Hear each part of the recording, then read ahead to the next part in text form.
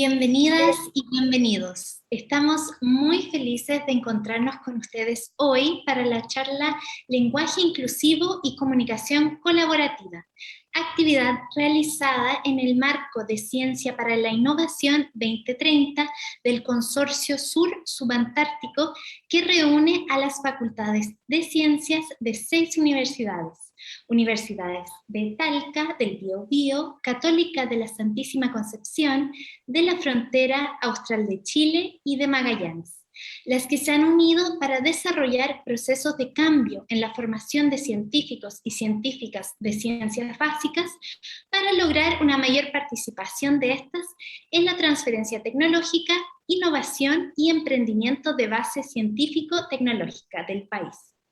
Hoy contamos con la presencia de la doctora María Cristina Yever, directora ejecutiva de CI 2030 e investigadora de la Universidad Católica de la Santísima Concepción, quien nos dará un saludo de bienvenida. Muy buenas tardes, doctora.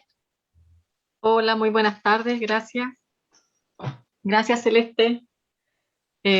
Bienvenidos a todos, muchas gracias por su participación en esta jornada, que esperamos sea grata para todos. Le doy la bienvenida en nombre de nuestra directora, la doctora Leila Cárdenas, directora del proyecto que estamos impulsando, ¿cierto?, en este consorcio de estas 6 universidades.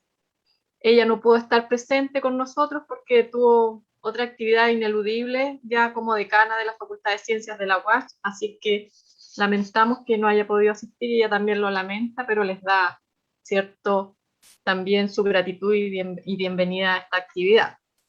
¿Ya? Bueno, como todos ustedes saben, estas universidades que pertenecemos a este consorcio tenemos varios objetivos a desarrollar, pero uno de los grandes objetivos, ¿cierto?, y desafíos que tenemos es aumentar la participación y el liderazgo de las mujeres en las facultades e institutos de ciencia. Por ello, se está trabajando, ¿cierto?, activamente para facilitar este camino hacia la transformación organizacional de las facultades de ciencia que permita una mayor vinculación con el entorno en el ámbito de la ciencia aplicada, realzando la participación y contribución de las mujeres en ciencia y tecnología. Es por esto que durante todo este año que comenzó el proyecto Ciencia 2030, se ha trabajado en el desarrollo de talleres, charlas y conversatorios que han dado inicio a la línea de acción a ejecutar en estas temáticas de liderazgo femenino. En este trabajo se han realizado distintos elementos que deben ser reforzados y fomentados para el cumplimiento de los objetivos en este ámbito. La charla de lenguaje inclusivo y comunicación colaborativa nace en base a las necesidades detectadas por el equipo de la dirección de este consorcio, y que además se articula con las acciones del Ministerio de Ciencia, Tecnología, Conocimiento e Innovación mediante su manual de huella de género. Por lo que esta charla se enfoca en exponer información para los académicos y estudiantes, ¿cierto?, que participan de las facultades de ciencias de nuestro consorcio, sobre la necesidad de utilizar en nuestras comunicaciones un lenguaje culto, formal, que sea inclusivo, dando representatividad a todas las personas sin sesgos, para que podamos avanzar en estas temáticas y trabajemos desde una comunicación colaborativa. Por lo que nuevamente agradezco su participación y esperamos que sea una grata jornada. Muchas gracias. Gracias, Celeste. Muchísimas gracias. Entonces, bueno, agradecemos las palabras de la directora ejecutiva de Ciencia para la Innovación 2030 e investigadora de la Facultad de Ciencias de la Universidad Católica de la Santísima Concepción, doctora María Cristina Yever. Y para dar inicio a esta charla le damos la bienvenida a Alejandra Villarreal. Alejandra es docente de comunicación oral y escrita del programa de formación fundamental de la Universidad de Talca y será la encargada de la exposición de hoy. Ella nos dice: cuando nos referimos a la inclusión, nos reconocemos en una forma de pensar el mundo que celebra la diversidad y valora el encuentro de las diferencias. La inclusión también es un modo de actuar, de ser en la sociedad y de relacionarnos entre las personas.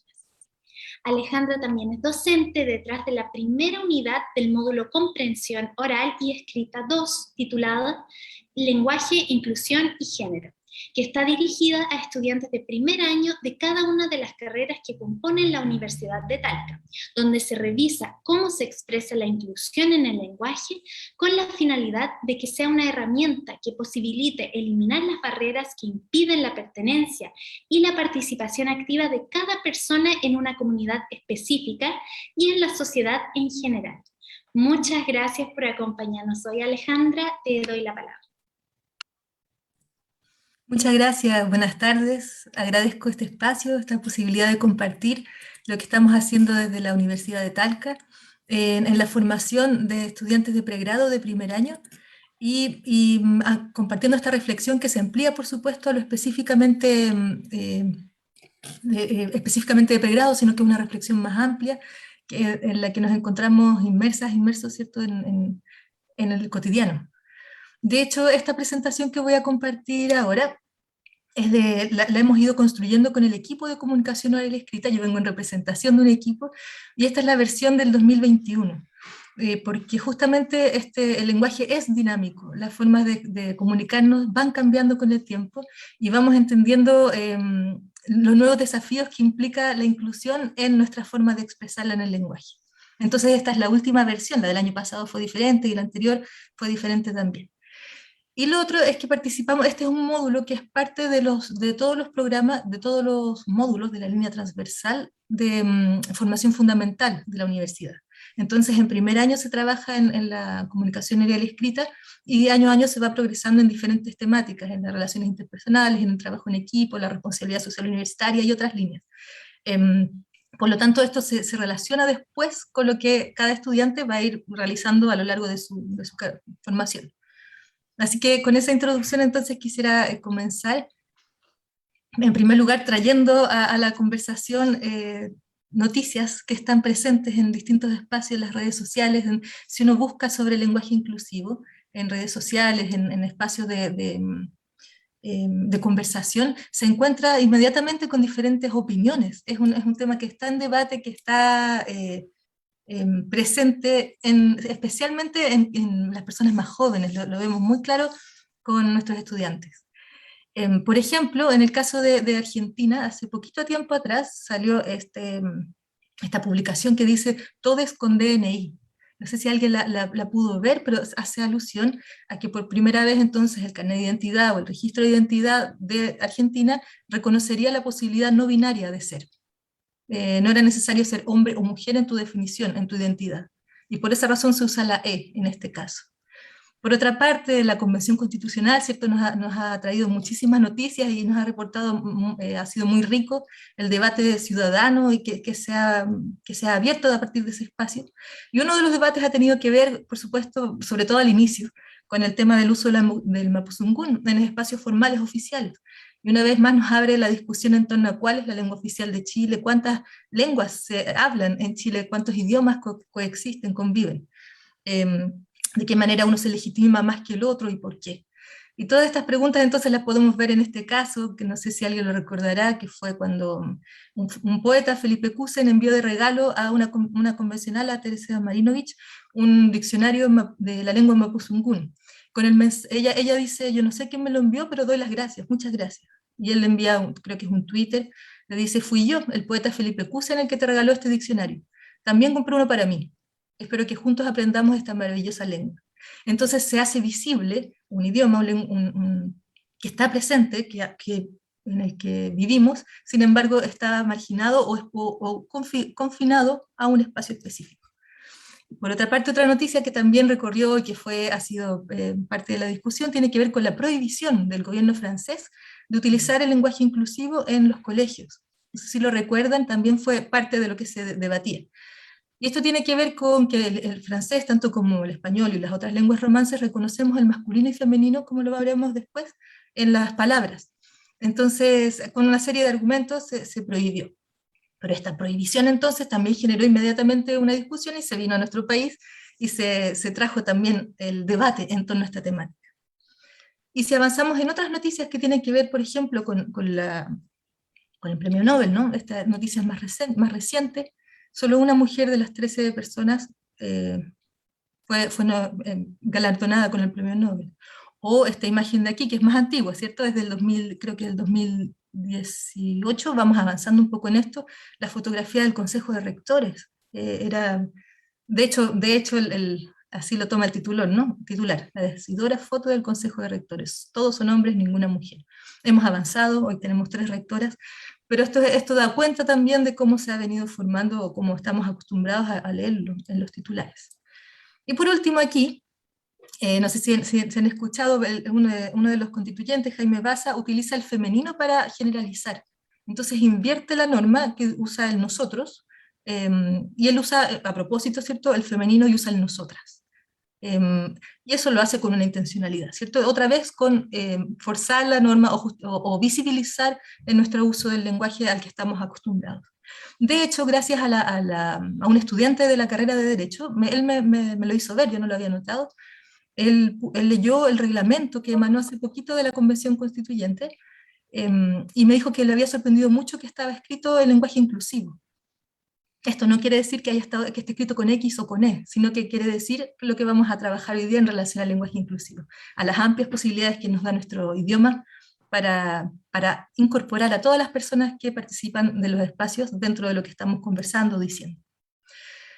Entonces, si nos situamos desde esta perspectiva, desde una universidad pública que se propone ser inclusiva, desde una universidad con una vocación, con un rol que implica entonces la inclusión, entendemos que hay que hacerse cargo de la variedad de personas que componen la universidad. Variedad en todo sentido, religiosa, étnica, cultural, sexual, política, de género, etc. Y como dijo el profesor, ¿cierto?, Francisco Javier Gil, que probablemente varias personas de aquí lo conocen, la universidad debiese ser tan diversa como la sociedad lo es. Ojalá la universidad fuera tan representativa y tan diversa como la misma sociedad lo es. Y por eso, por supuesto, no basta solo con la declaración en la inclusión, sino que la inclusión es una acción, se realiza, se ejecuta. Y entonces es necesario disponer de planes, de políticas y de una cultura institucional que permita entonces atender y respetar esta diversidad. Y va más allá del marco simbólico. La inclusión no significa que estemos sentadas en la mesa personas con distintos tonos de piel, por ejemplo, o con discapacidad física o no. La inclusión significa la posibilidad de participar en los espacios y de sentirse perteneciente a los espacios. Entonces va más allá de solo un gesto simbólico. Entonces, teniendo este marco de referencia, nos preguntamos por el lenguaje inclusivo. Y justamente es un debate permanente, ¿cierto? Hay personas que se horrorizan con el uso de la E, la X, y les parece que esto está destruyendo nuestro idioma. Hay otras personas que plantean que si vamos evolucionando y va evolucionando también la identidad de género, debiese evolucionar el lenguaje. Hay quienes toman a la Real Academia de la Lengua Española como un ancla y dicen, de aquí no me muevo porque mientras la RAE no lo permita, esto es la ley. Entonces, independiente de la posición que uno tome o la forma que uno adopte, hay un debate, y ese debate es el que tomamos para esta sesión. Aquí hay ejemplos, ¿no? Hay un titular y un meme que circula, que es de una campaña.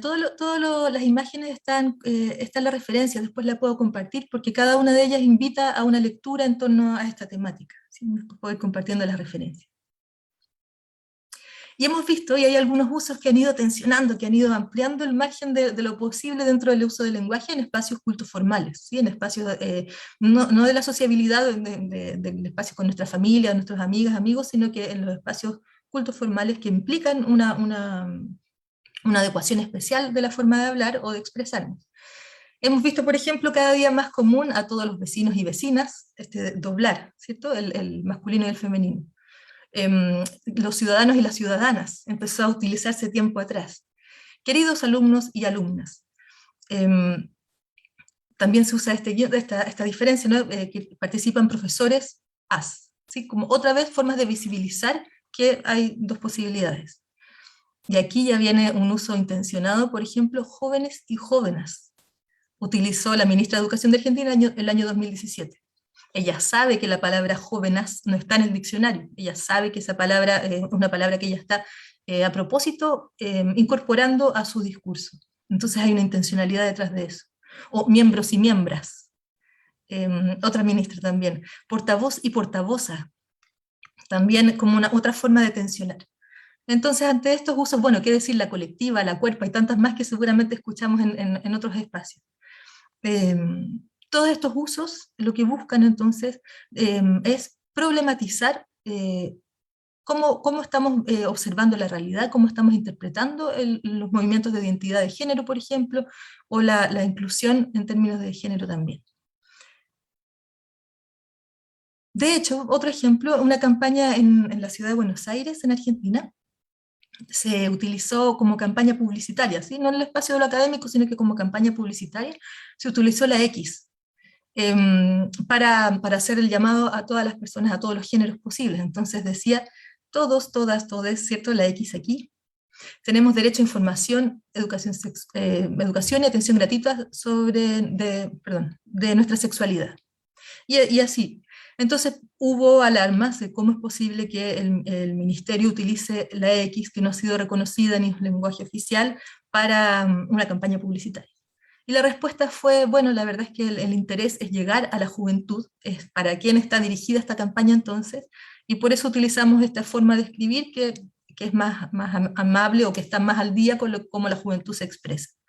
Entonces se priorizó el efecto que podía tener esta campaña por sobre el uso normado o no del lenguaje. Entonces nos preguntamos, ante esto, ¿qué recursos tiene nuestro idioma frente al género? ¿Es acaso nuestro idioma un idioma que discrimina? Y ante esto encontramos dos líneas de respuesta desde el estudio del lenguaje, ¿cierto? Por una parte, podemos ver un tema gramatical específico, lo flexivo, que ya lo voy a mencionar, y por otra parte, la selección de las palabras. ¿Qué palabras utilizamos para referirnos a ciertas cosas? Entendemos que en nuestro idioma, así como otras las lenguas romance, las palabras tienen un género y número. O sea, vaso es masculino y taza es femenina, pero eso no quiere decir que vaso tenga características de macho y taza de hembra, ¿cierto? Es simplemente la evolución, nada más y nada menos que la evolución de nuestro idioma, y así se ha ido constituyendo. Entonces entendemos que todas las palabras que se relacionan con vaso, el artículo, el adjetivo, los atributos, lo que describa vaso, tendrá que ser masculino, y lo que describa taza tendrá que ser femenino. En términos de los objetos, así funcionamos. Entonces, y además del masculino y el femenino, hay algunos otros que son ambiguos, que permiten ambos géneros, como los ejemplos que hay aquí en la presentación, y otros que llamamos epicenos, que tiene que ver con que el género no está en la palabra, sino que lo dan los atributos. Por ejemplo, si yo digo el rinoceronte, digo el rinoceronte macho o el rinoceronte hembra, y esa característica, macho o hembra, dará el género del sustantivo que se está nombrando. Lo mismo pasa con la persona, la víctima, la lechuza, etc. Y por último también reconocemos en términos gramaticales las palabras que son neutras, esto, eso, aquello, ¿cierto? Lo importante, mucho, poco, etc. Cuando hablamos de objetos, hay claridad, ¿cierto? Los objetos funcionan de este modo. Masculino, femenino, no hay problema. Pero ¿qué pasa con las personas? Y aquí es donde vienen las dificultades o lo más entretenido, interesante de ir observando nuestra propia forma de expresarnos. Porque nuestro idioma reconoce el genérico, es decir, lo llamamos masculino genérico. En este grupo, por ejemplo, que estamos acá en conexión en Zoom, habemos más mujeres. Y yo podría utilizar el masculino para referirnos a todos nosotros, porque hay también participando hombres. Entonces, se utiliza el genérico masculino para hablar de la colectividad. Y eso genera dificultades, porque invisibiliza la presencia femenina en espacios comunes, como lo vemos aquí claramente, ¿no? En el ejemplo. Sucede que en un aula yo puedo estar trabajando con 30 mujeres y un hombre, sin embargo digo los estudiantes. ¿Qué puedo hacer entonces para obviar esto?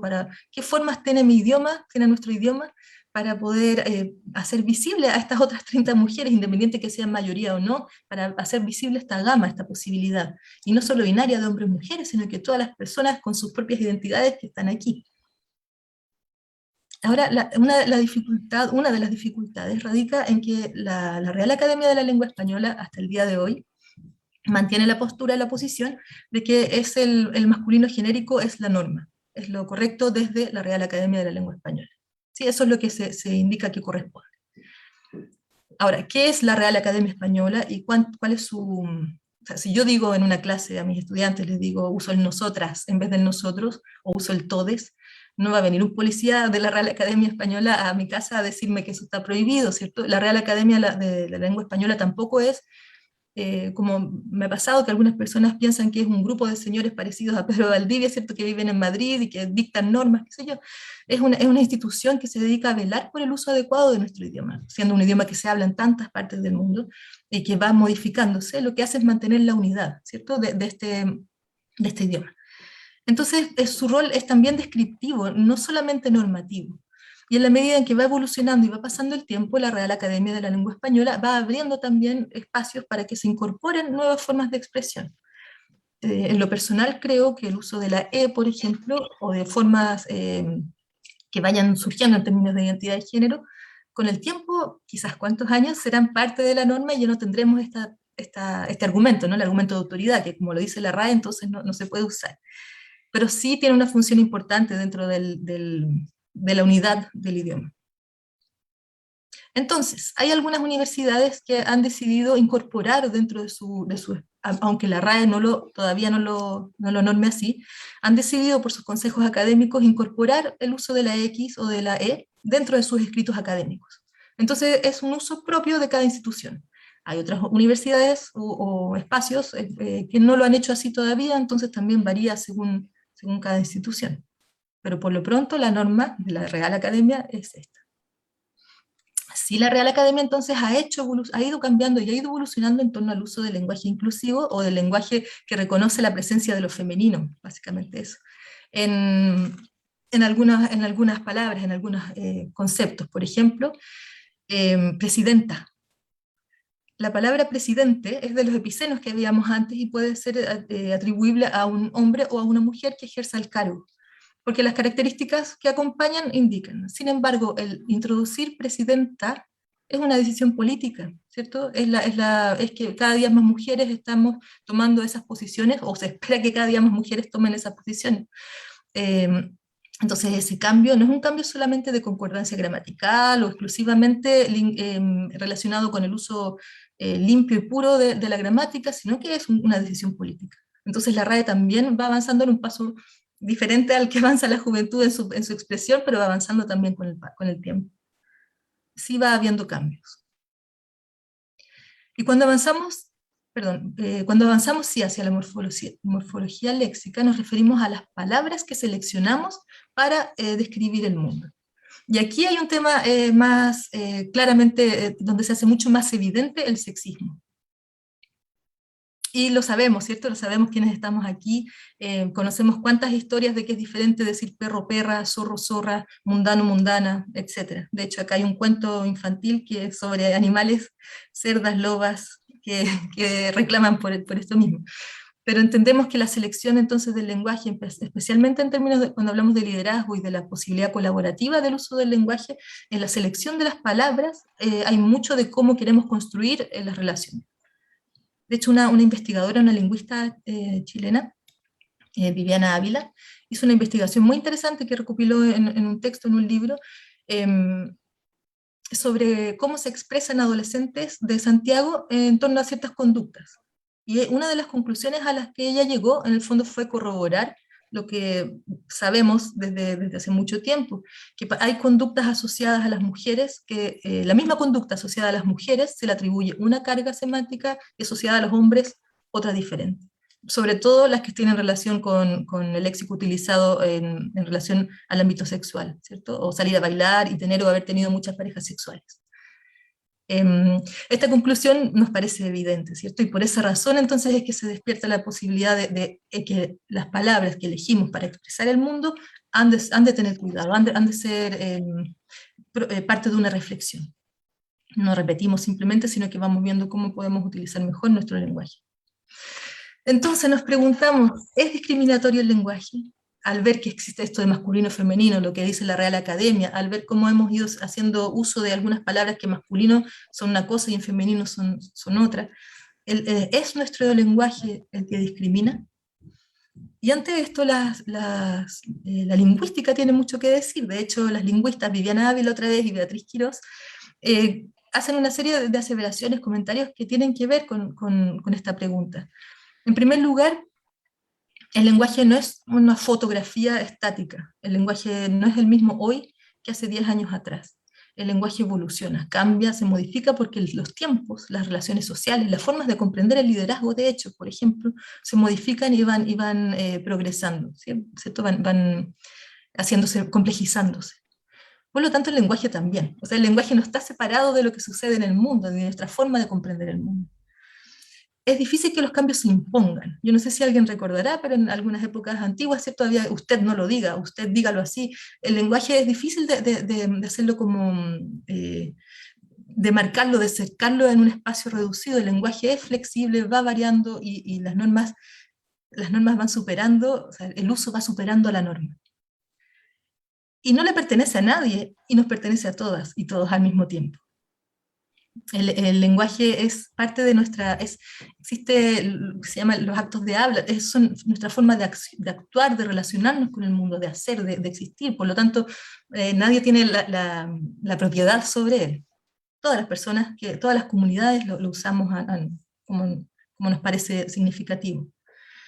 Y siempre va a existir, señalan estas dos lingüistas, una tensión entre lo nuevo, ¿cierto? Los cambios y la tradición. Y esa tensión es propia de cualquier cambio cultural, no es exclusiva del ámbito del lenguaje. Entonces ellas concluyen que en realidad no es el lenguaje lo que discrimina, sino que más bien son las intenciones de quien lo utiliza. ¿Sí? No es que el lenguaje sea en sí mismo machista o sexista o discriminador, sino que va a depender de cómo es utilizado. ¿Qué queremos decir con lo que decimos? ¿Qué palabras son las que seleccionamos? Estamos actualizadas, por ejemplo, en los manuales para referirnos a personas con discapacidad.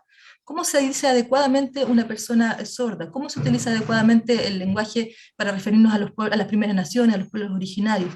Entonces, si nosotros empezamos a buscar y a instruirnos en eso, no es el lenguaje el que nos limite, sino que es nuestra intencionalidad como hablantes la que podría ampliarse, ¿cierto?, hacia la inclusión, hacia espacios más inclusivos.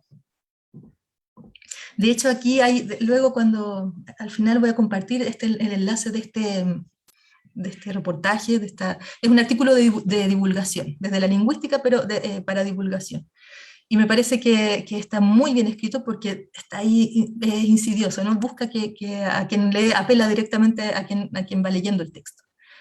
Y establece que la lengua, entonces, que entendemos que cambia con el tiempo, que va dependiendo de los usos, es una decisión política, ¿cierto? El uso del lenguaje inclusivo es una decisión política.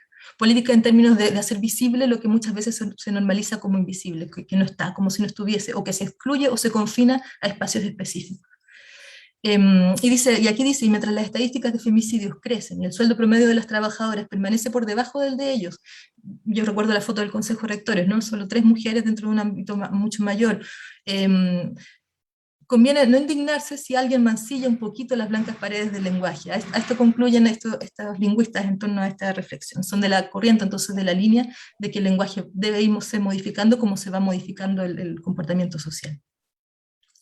Además de este ejercicio, estas personas escriben, es una pareja, ellos escriben intencionadamente la primera parte del texto sin la E y sin la X, y la segunda parte del texto usando la E y la X. Y te preguntan al final, bueno, ¿qué te parece? ¿Pudiste entender lo que queríamos decir? ¿Te hizo mucho ruido el uso de la E y la X? ¿Se entiende el mensaje? Entonces también van provocándonos a quienes leemos. Así que les invito, ojalá que lo puedan buscar después. Otro elemento, y aquí venimos a responder lo que se señalaba, por ejemplo, la prohibición del gobierno francés en torno al uso de la E o la X en las escuelas. Esta es una entrevista a una académica de la Universidad de Chile, que fue una audióloga, y ella señala que en el fondo el lenguaje inclusivo, entendiéndolo, sí, vamos a hacer una distinción, existe el lenguaje de accesibilidad, que es el que tiene que ver justamente con el uso de la lengua de señas, con el Morse, el braille y los software que posibilitan que personas con discapacidad puedan participar activamente de la conversación, de las discusiones, de los espacios sociales. Ese es el lenguaje de accesibilidad. Y esta fonoaudióloga señala que el lenguaje inclusivo, el que estamos conversando ahora, de visibilizar las diferencias, las diferentes formas de ser, es una forma concreta y práctica de poner en marcha la inclusión. Y ella hace evidente esto que nosotros podemos intuir desde las redes sociales, desde la conversación con nuestros estudiantes que son más jóvenes, por ejemplo, que cuando se usa la A, intencionadamente, es para visibilizar lo femenino. Y cuando se usa la E, intencionadamente, tiene relación con visibilizar otras formas que superan el pensamiento binario de género, otras posibilidades de ser en cuanto a género. ¿Sí? Más allá de lo específicamente masculino o femenino, entonces la E es abrirse a estas otras posibilidades de expresión de género. Entonces, ¿qué hacemos con esto? Porque tenemos estas consideraciones, tenemos lo que queremos del mundo, cómo nos gustaría que fuese, tenemos lo que la norma dice, tenemos lo que se relaciona con los espacios formales, con cómo armamos equipos con personas que son de diferentes, por ejemplo, identidades de género o que tienen una forma de pensar en torno a la temática. ¿Qué hacemos? Entonces, lo primero que reconocemos es que hoy estemos conversando sobre esta temática, tiene relación con, lo veía con la charla que hubo previamente, tiene que ver con cómo el movimiento feminista y también las organizaciones de defensa de los derechos de LGTBIQ y más han ido trayendo al tapete esta discusión y esta conversación desde una perspectiva, desde un ideario simbólico, de cómo representamos en nuestro lenguaje nuestras formas de entender la relación entre las personas.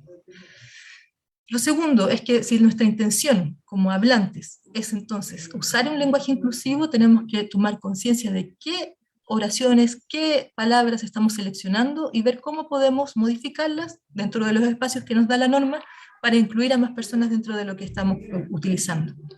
Y en tercer lugar, entender que esto es social, que esto es cambiante, que para que cuando esto sea norma y se fije dentro de la norma podrían pasar muchos años, sin embargo, independiente de lo que diga la norma, la concepción que cada quien tiene de cómo quisiera que el mundo fuese, la refleja también en las decisiones que realiza a la hora de hablar, a la hora de expresarse.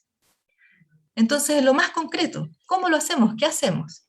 Existe una serie de guías, que voy a compartir también los enlaces después por el Zoom, que nos entregan algunas luces y que nos permiten dentro de los espacios de la norma, sin ni siquiera echarle mano a la E o a la X, ampliar la gama de posibilidades que nuestro idioma nos ofrece. Aquí tenemos, bueno, mencionada la del Ministerio de Educación y el Ministerio de las Culturas, las Artes y el Patrimonio. También Senadis propone otra específicamente para temas, por ejemplo, de lenguaje y personas con discapacidad. Entonces vamos a ver algunos ejemplos de elementos específicos que proponen estas guías. En primer lugar, perdón, olvidé mencionar también la norma APA. Se cuestiona esto. La norma APA, la misma que utilizamos, ¿cierto?, para la referencia de muchos de nuestros textos, también se cuestiona qué hacemos con esto para que nuestra forma de expresión sea inclusiva. Entonces habla de 3 principios, que también puedo enviar el enlace para que lo puedan leer en detalle, pensando habla de 3 principios que tienen que ver con el uso específico de las denominaciones, en particular cuando hablamos de sexo, género, orientación sexual. No son lo mismo, entonces conocer esa diferencia y aplicarla como corresponde.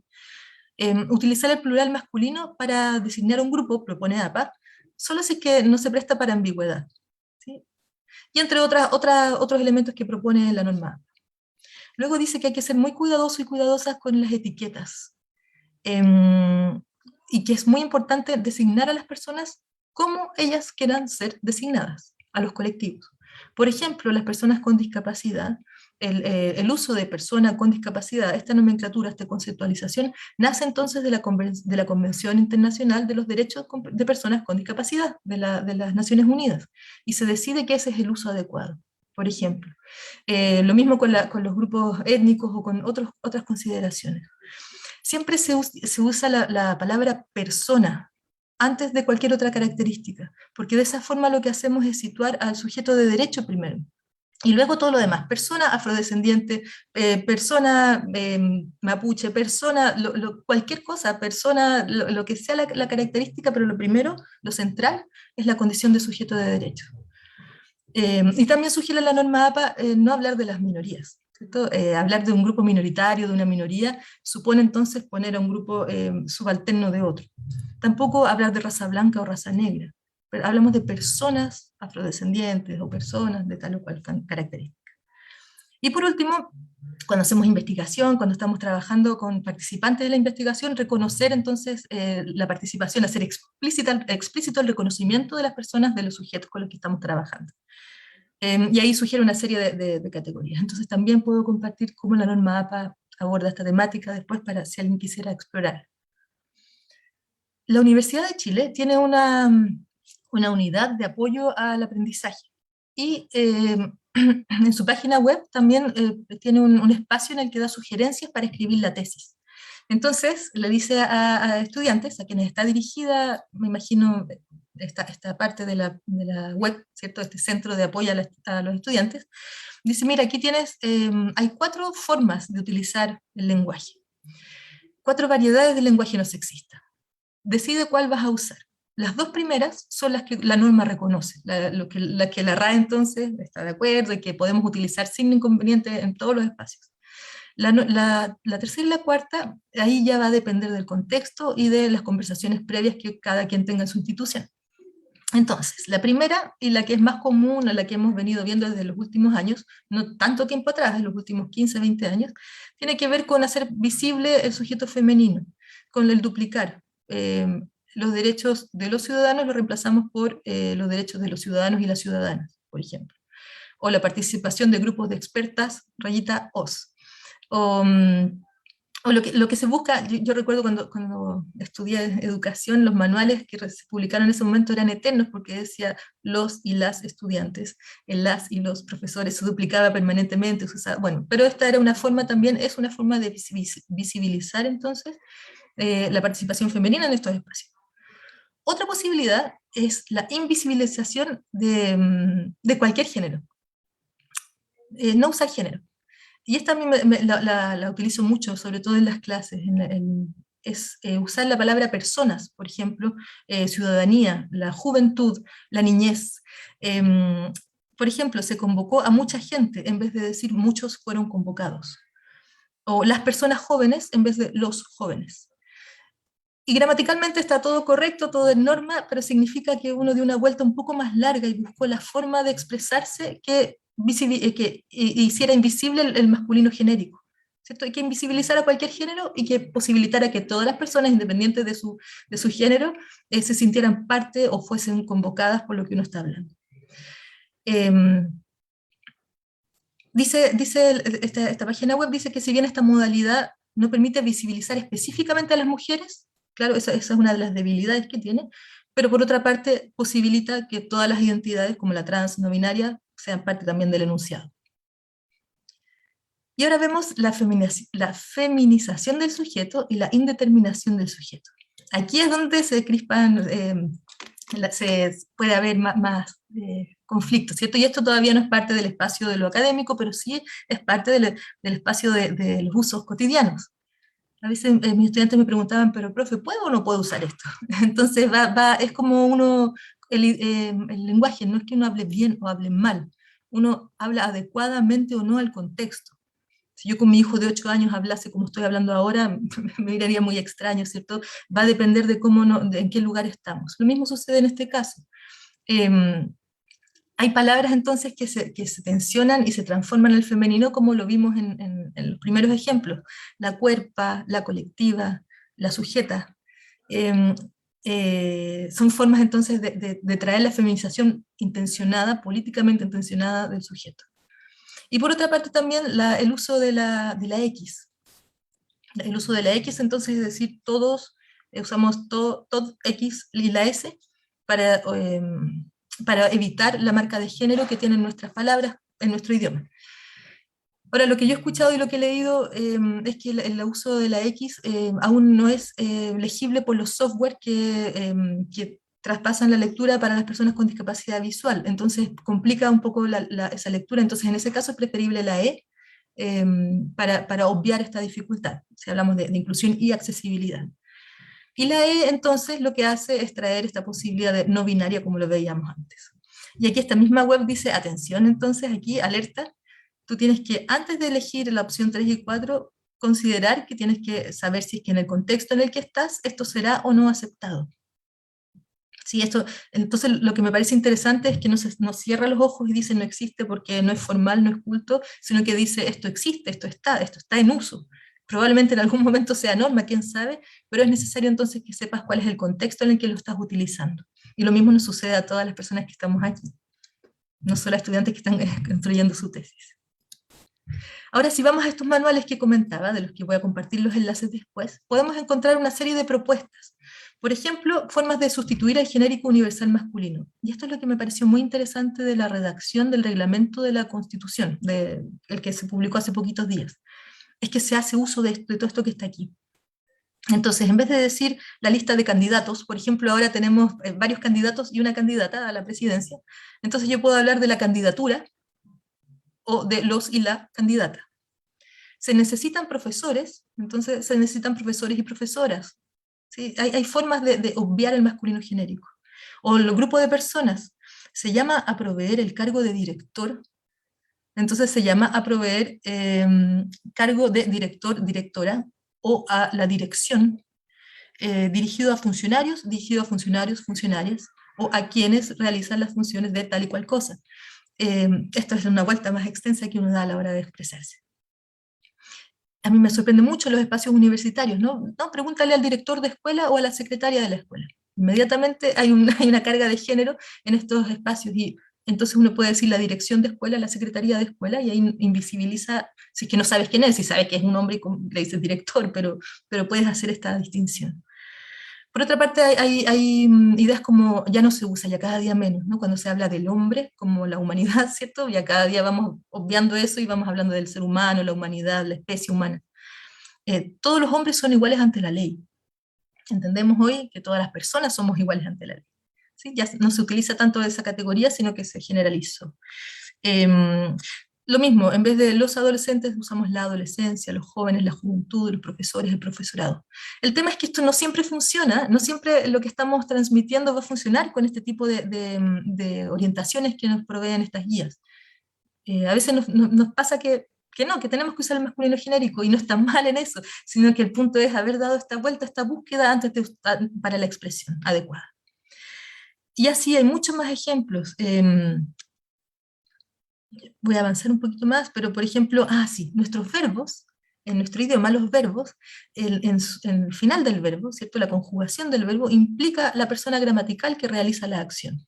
Entonces, si digo llegaron, y es un grupo mixto, yo no necesito decir ellos llegaron. Ese ellos lo puedo obviar, y llegaron es suficiente. Cuando ellos, aquí en este ejemplo, cuando ellos presentaron la denuncia, basta con presentaron la denuncia. Ese ellos, masculino plural, no cambia el mensaje. Nosotros estamos a su disposición, bueno, nuestro servicio está a su disposición, nuestra escuela está a su disposición, nuestra tutoría, lo que sea, ¿cierto? Ampliamos las posibilidades. Y así muchos más consejos que dan estas guías, que no quisiera profundizar en todos ellos porque es eterno, pero en la medida en que uno sea el interés de cada quien en utilizarlo, puede buscar muchísimas formas para expresarse. Bueno, las expresiones que denotan androcentrismo, como veíamos, los estereotipos, sobre todo en los cargos, en nuestras universidades, por ejemplo. El uso del diminutivo o formas peyorativas de hablar de las chiquillas, ¿cierto? Cuando es una mujer, una adulta. En fin, hay mucho más que se puede buscar, pero en términos generales, todas las guías lo que ofrecen, en primer lugar, o lo que sugieren en realidad, todo esto está en el campo de las orientaciones y las sugerencias. Sustantivos colectivos, es decir, la persona interesada en lugar de el interesado, como lo veíamos, ¿no? La ciudadanía por los ciudadanos. Sustantivos epicenos, como veíamos, estos que no tienen marca de género, sino que va a depender de los atributos o de las características que lo acompañan. Persona, yo uso mucho persona, ese es mi principal uso. Los abstractos, la dirección, la presidencia, la candidatura, etc. El ser humano por el hombre, el ser humano en vez del hombre. El personal administrativo en vez de los administrativos. ¿Cierto? Y tantas otras posibilidades. Omitir el sujeto, como lo veíamos antes, invisibilizarlo. Y acá hay algunos ejemplos. El quién. Entonces, quien se conecte a la clase en lugar de los que se conecten a la clase, por ejemplo. Y déjenme ver si hay algo más. Participantes. Cada participante en vez de los participantes. El uso del cada también, de cada persona. Cada participante, cada miembro del jurado, etc. En vez de los. Son elementos, partículas que están dentro de nuestro uso gramatical adecuado, correcto, permitido, y que hacen de nosotras hablantes mucho más conscientes de cómo las estamos trayendo a la discusión o al uso. Entonces, para finalizar y para dar espacio, ¿cierto?, a las preguntas, vuelvo a lo que decía Celeste al comienzo, cuando hizo la presentación. Cuando hablamos de inclusión, hablamos entonces de una forma de relacionarnos, y el lenguaje como una herramienta de forma de relación, de formar equipos, de trabajar colaborativamente, de reconocer, el hecho de reconocer a quién es tu interlocutor, interlocutora, ¿sí? Darle esta calidad de próximo de otra persona tan legítima y valiosa como todas las demás. Entonces la inclusión es una acción, ¿sí? No es un concepto abstracto, y esa acción se puede ver reflejada en nuestra búsqueda, en nuestra vuelta larga que damos para encontrar las formas de usar el lenguaje de manera que todas las personas se sientan parte.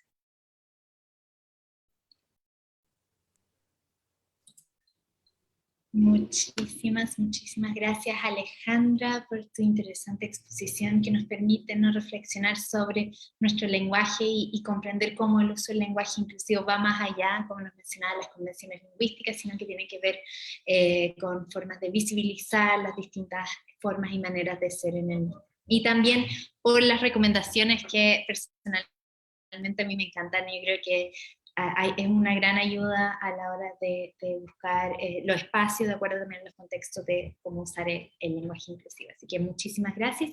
Ahora damos paso al espacio de diálogo y preguntas de quienes nos acompañan por Zoom. Si quisieran también hacerle una pregunta directamente a Alejandra, les invitamos aquí hay una pregunta en el chat, pero voy a esperar a ver si alguien quiere hacer una pregunta directamente. También pueden hacerlo, pueden encender su micrófono y hacerle una pregunta directamente a Alejandra. Javier, sí, di una mano. Sí, hola, interesante exposición, porque en realidad estamos todos aprendiendo, y esta cuestión va con la edad también. O sea, yo tengo 50 años, y lo que piensa una persona de 50 años no es lo mismo que piensa uno de 35, lo que uno piensa de 60. Lo vivo porque participo en diferentes grupos, y se ve una barrera generacional que es muy fuerte en este sentido. Los que somos un poquito más viejos, o algunos que son más viejos que yo, somos más resilientes al cambio. Y también, antes le pregunto una reflexión, porque a veces somos prisioneros del idioma en el que estamos. Porque en inglés y en japonés, por ejemplo, que también tengo algunas nociones de japonés, hay cosas que no tienen, hay adjetivos que no tienen género, hay nombres, pronombres que no tienen género. Entonces es algo que me parece que es bastante marcado en los idiomas latinos, por sobre otro idioma. Disculpa si repetí lo que dijiste al principio, pero no podía entrar, por alguna razón, una descoordinación, no puedo entrar desde el principio. Y yo estoy tratando de aprender, estoy tratando de ser permeable, pero también quiero entender lo que está pasando. Y claro, yo pensaba, claro, donde decían estimados alumnos, y habían 5 hombres, 5 mujeres, uno dice, claro, porque dicen alumnos si es masculino, eso yo lo entiendo. Pero me llama la atención todas las palabras que terminan en ente o ante. Porque hay una palabra, por ejemplo, una persona es residente, yo soy residente de Talcahuano. Yo soy una persona, él es residente de Talcahuano. Yo vivo en Talcahuano. Entonces, no sé si yo seré muy ignorante, pero no le veo ningún género a la palabra. Entonces, no sé si en ese caso habría que cambiar el género, la palabra ya es inclusiva, y hago la extrapolación a la palabra presidente o intendente. Yo entiendo que la palabra decano, decana, tiene cierto género, pero hay ciertas palabras a las cuales yo no les veo que tengan género, y a veces se habla de la intendenta, de la residenta, y a mí me parece que a veces eso puede caer en una exageración. Quiero aprender, de eso se trata, quiero aprender y tengo mi duda.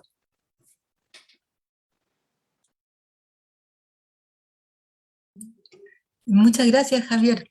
De hecho, me identifico mucho con lo que dices. A mí me pasa cuando hago las clases, mis estudiantes antes, ¿cierto?, son quienes tienen mucha más información y mucho más conocimiento de cómo se va utilizando hoy este tipo de lenguaje y esta discusión. Entonces yo vengo a explicarles y ya vienen de vuelta varias personas, pero en relación a la pregunta que tú haces por ejemplo, la terminación en ista, ciclista, periodista, andinista, no sé, cualquier ista, ¿sí? De cualquier partido político, incluso todos los istas, son palabras que el género lo marca los artículos o los adjetivos que la acompañan, ¿sí? Como tú bien señalas. Lo mismo sucede con cliente y las terminadas en ente. Ahora, como lo conversábamos, que se reconozca presidenta e intendenta es un giro político. Tiene que ver con la escasez de mujeres utilizando ese tipo de cargos. Y ese giro político lo reconoce la Real Academia, ¿cierto? Y es parte de la norma, pero es justamente una intencionalidad detrás de cómo decimos lo que decimos o cómo queremos que sea el mundo. Entonces, como bien lo señalas, hay palabras que no requieren un cambio de la última letra porque en sí mismas no tienen marca de género, pero hay otras que ese cambio es voluntario, es intencionado.